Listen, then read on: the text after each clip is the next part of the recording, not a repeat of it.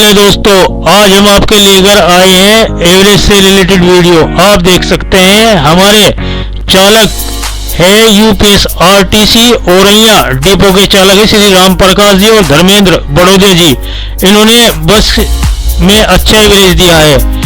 आप देख रहे हैं इनका गाड़ी चलाने का तरीका नंबर 1 है। इन्होंने 7.11 तक के बस का एवरेज दिया है। हम इनको दिल से सलाम करते हैं। बहुत से गाड़ी मालिक ये सोचते हैं कि नई गाड़ी जैसे BS4 और BS6 का एवरेज लैपटॉप से आ जाता है। मेरे दोस्तों, लैपटॉप से खाली एवरेज पैरामीटर सेटिंग कर सकते हैं।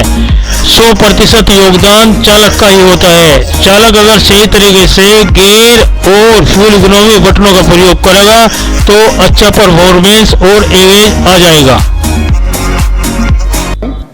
और ये अच्छे डीजल से देने के लिए जाने जाते हैं। धर्मेंद्र भदौरिया जी, आपको मैं बहुत दिनों से जानता हूं, जब मैं इटावा में असम था। आप बहुत अच्छा डीजल से देते हैं। इस अच्छा डीजल देने के पीछे क्या कारण है? कैसे बस चलाते हैं आप? सबसे पहले जब मैं संचालन 0 पॉइंट से शुरू करता हूं सर, तो सबसे पहले मैं गाड़ी को पहला गियर लगा के उठाता हूं। उस वक्त मुझे एक्सीलेटर लेने की ज़रूरत नहीं है। पहला, दूसरा, तीसरा गियर तक आरपीएम इतने ज़्यादा पहले से बंधे हुए होते हैं कि वाहन को अतिरिक्त ताकत देने की ज़रूरत नहीं होती है। इसके बाद जब संचालन हम स्टॉपेज से चलाते हैं तो परिचालक से संपर्क करके पता कर लेते हैं सवारियां कहाँ की हैं। वहाँ मैं पहले से ही वाहन को शुरू कर देता हूँ। अक्सर सवारियां पुल के पहले या पुल के बाद उतरती और चढ़ती हैं। यदि मैंने देखा यात्री पहले से खड़े हैं तो एक्सीलेटर से पैर हटाकर वाहन को पहले से स्लो कर लेते हैं। यानी आपका, अगर सरल भाषा में समझाया जाए, कि चालक को पता होना चाहिए कि रुकने का पूर्वानुमान, पूर्व जानकारी हो कि कहाँ पर उसे रुकना है और कहाँ से सवारी उठानी है। तो मतलब इंजन से ब्रेक का काम लें, अनावश्यक ब्रेक का प्रयोग ना करें। यही मतलब हुआ ना? अच्छा, राम प्रकाश जी, आप बताइए क्या बताना चाहते हैं? इसी हिसाब से सर हम भी गाड़ी चलाते हैं। अच्छा। और हमारा 7-11 तक का औसत आया है गाड़ी में। अच्छा। और पूरे प्रशंसा पत्र के साथ सम्मानित किए गए हैं अभी हम लोग। हाँ। और बहुत अच्छा औसत आता है। हाँ। और अधिकारी भी खुश हैं हमारे। अच्छा। जैसे ये जो आपका औसत है, जैसे 7 आप बता रहे हो, 7 किलोमीटर प्रति लीटर, ये अविश्वसनीय सा लगता है, जैसे कि कोई इस पे विश्वास नहीं करेगा। एक बार सर मेरा 723 का डीजल औसत था, जो क्षेत्रीय प्रबंधक इटावा द्वारा जांच कराई गई। अच्छा। कि ये गोरखपुर गए नहीं, वैसा तो नहीं ना 2-4 टिकट बनाकर 20 से लौटे आए हो। अच्छा। तो उनके द्वारा जांच हुई तो मेरे द्वारा 14,000 रुपए गोरखपुर से टिकट बने थे। अच्छा। और उनके द्वारा सही पाया गया था कि डीजल औसत 723 का है। यानी आपसे जो मेरी इतनी देर से वार्ता हो रही है अभी बैठ के ऑफिस में, उससे ये समझ में आता है कि अगर चालक वाहन को स्टार्ट करते समय सावधानी बरतें, पहले गियर पे बस को उठाएं और जब आवश्यकता हो तब इंजन की मांग के अनुसार गियर का प्रयोग करें। पहले, दूसरे, तीसरे गियर में एक्सीलेटर का प्रयोग ना के बराबर करें। और रुकने का पूर्वानुमान, यानी जो अपने परिचालक के संपर्क में रहें और देखें कि कहाँ सवारी मिलती है, कहाँ उतरती है, कहाँ चढ़ती है, वहाँ पर पूर्वानुमान लगा के बस को रोकें तो बेहतर औसत प्राप्त हो सकता है। मतलब कोई बहुत बड़ा काम नहीं है, थोड़ी सी सावधानी से हम कर सकते हैं, कर सकते हैं। मतलब मोटा मोटा ये निकल के आ रहा है कि वाहन की स्टार्टिंग में सावधानी बरतें और जो हरा बैंड है उसमें बस चलाएं। जो आरपीएम मीटर है, हरा 17-18 आरपीएम तक आराम से चलाई जाएगा। अच्छा, डीजल आएगा।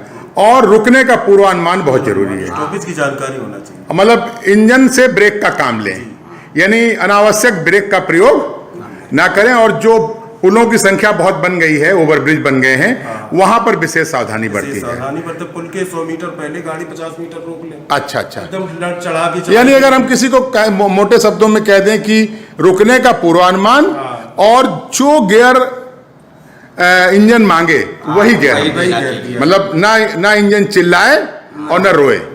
चिल्लाने रोने से समझ रहे ना आप? कब चिल्लाता है? जब अधिक हम गैस देते हैं इंजन को ताकत। हाँ, और रोता कब है? जब हम गियर कम। हाँ, मतलब मोटे तौर पे ये कह दे, ना इंजन रोए ना चिल्लाए। बहुत बहुत धन्यवाद, बहुत शुभकामनाएं। और आप अभी जब क्लास में आपसे बात होगी तो ये बातें आप अन्य कोई बताएंगे। और बहुत बहुत शुभकामनाएं, आप इसी तरह अच्छा काम करते रहें। धन्यवाद। आपने वीडियो में देखा कितना अच्छा रिजल्ट आया है एवरेज का। मेरे दोस्तों, BS6 गाड़ी का अच्छा एवरेज पाने के लिए सही गियरों का प्रयोग करें और फ्यूल इकोनॉमी बटनों का सही समय पर उपयोग करें। मेरे साथियों, BS6 गाड़ी में 3 बटन दिए गए हैं, लाइट मोड, मीडियम मोड और हैवी मोड। इस्तेमाल करके हम इनसे अच्छा एवरेज पा सकते हैं। तो ठीक है दोस्तों, आप इस वीडियो को भी थोड़ा ध्यान से देखिए।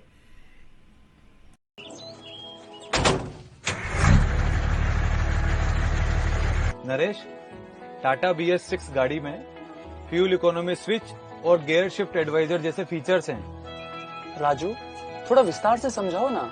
अच्छा तो सुनो नरेश, फ्यूल इकोनॉमी स्विच, जिसका सही मोड चुनने पर मिलती है अच्छी परफॉर्मेंस और बेहतरीन माइलेज। इसके 3 मोड हैं, लाइट मोड इकोनॉमी के लिए, मीडियम मोड बैलेंस के लिए और हैवी मोड पावर के लिए। खाली गाड़ी हमेशा इको मोड में ही चलाओ और लोडेड गाड़ी भी हाईवे पर हमेशा इको मोड के साथ टॉप गियर में चलाओ।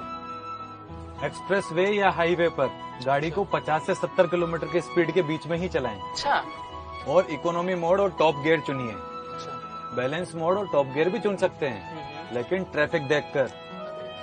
जहाँ स्पीड 50 किलोमीटर से कम हो वहाँ बैलेंस या इकोनॉमी मोड चुनना चाहिए। अच्छा। और ओवरटेकिंग के लिए पावर मोड चुना जा सकता है। चढ़ाव या फ्लाई ओवर पर गियर डाउन शिफ्ट करें। अच्छा। और बैलेंस मोड को चुनिए। क्या बात है। घाट पर गाड़ी 30 किलोमीटर से कम स्पीड पर चलाएं। अच्छा। बैलेंस या पावर मोड चुनें और ओवरटेकिंग ना करें। सिटी में 30 किलोमीटर के कम स्पीड पर FE स्विच पावर या बैलेंस मोड को चुनना चाहिए। बहुत अच्छा। कच्चे रास्तों पर जहाँ पर 30 किलोमीटर से कम की स्पीड हो अच्छा। वहाँ पर बैलेंस मोड या इकोनॉमी मोड को चुनना चाहिए, डाउन शिफ्ट गियर के साथ। अगर ट्रैफिक के हिसाब से स्पीड कम होने लगे तो गियर शिफ्ट एडवाइजर के हिसाब से ही गियर चेंज करो। FE स्विच का मोड मत चेंज करो। ट्रैफिक कंडीशन देखकर पावर मोड चुना जा सकता है। अच्छा। अगर और ज्यादा पावर की जरूरत लगे तो इकोनॉमी से बैलेंस और बैलेंस से पावर मोड को चुनो। घाट में बैलेंस या पावर मोड में ही गाड़ी चलाओ। ओवरटेक करते समय गाड़ी का एक गियर चेंज करके गाड़ी का पिकअप बढ़ाओ। ओवरटेक के बाद वापस इको मोड में ही ड्राइव करो। खाली गाड़ी हमेशा इको मोड में चलाओ। एक्सप्रेसवे या हाईवे पर गाड़ी 50 से 70 किलोमीटर पर इकोनॉमी मोड और टॉप गियर में चलाइए। शहर में चढ़ाव या फ्लाईओवर पर या कच्चे रास्तों पर या 30 किलोमीटर से कम स्पीड पर बैलेंस मोड में गाड़ी चलाइए। घाट में बैलेंस या पावर मोड में गाड़ी चलाइए। बार बार मोड चेंज मत करें। ज्यादा पावर के लिए गियर शिफ्ट एडवाइजर के हिसाब से गियर चेंज करें। अगर ओवरटेक करते समय अधिक पावर के लिए मोड चेंज करना पड़े तो ओवरटेक करने के बाद वापस इको मोड में ड्राइव करिए। राजू, क्या इन 6 बातों को ध्यान में रखने से मैं भी अपनी टाटा BS6 गाड़ी से बेस्ट माइलेज पाऊंगा? हाँ नरेश, अरे वाह। FE स्विच और गियर शिफ्ट एडवाइजर जैसे फीचर्स के सही इस्तेमाल से टाटा BS6 की गाड़ी सही माइलेज देती है। क्या बात है। इसके अलावा मैं गाड़ी को सिर्फ ग्रीन बैंड में ही चलाता हूँ। ग्रीन बैंड क्या होता है, जरा विस्तार से समझाएंगे? इंजन के निष्क्रिय होने से बचें। सबसे अच्छा माइलेज पाने के लिए हमेशा वाहन को 1100 RPM से 1600 RPM के बीच में चलाना, उसी को ग्रीन बैंड कहा जाता है। हाँ। इंजन आइडलिंग से बचें, मतलब खाली गाड़ी होने पर लंबे समय तक इंजन ऑन नहीं रखें। वाहन को न्यूट्रल गियर में रखकर नहीं चलाएं।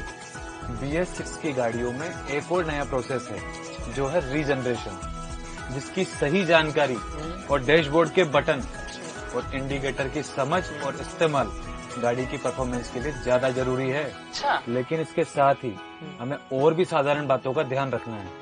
वो क्या है? गाड़ी स्टार्ट करके इंजन को कम से कम 2 मिनट तक चालू रखो ताकि इंजन अच्छे से गर्म हो जाए। अच्छा। गाड़ी चालू हमेशा सबसे छोटे गियर में पावर मोड में ही करो। ठीक है। और जब गाड़ी की स्पीड 50 से 60 तक आ जाए तो वापस उसको इको मोड में डालो। और हाँ, लगातार अचानक अनावश्यक त्वरण से बचें। ठीक है। घाट और जहाँ बहुत ट्रैफिक हो वहाँ पर कम स्पीड और सुरक्षित दूरी बनाकर चलें। ताकि ब्रेक मारने में आसानी हो। क्लच राइडिंग से बचें और रास्ते पर लगातार गाड़ी बंद या चालू ना करें। अच्छा। हाँ। गाड़ी स्टार्ट करके कम से कम 2 मिनट इंजन को चालू रखो ताकि इंजन अच्छे से गर्म हो जाए।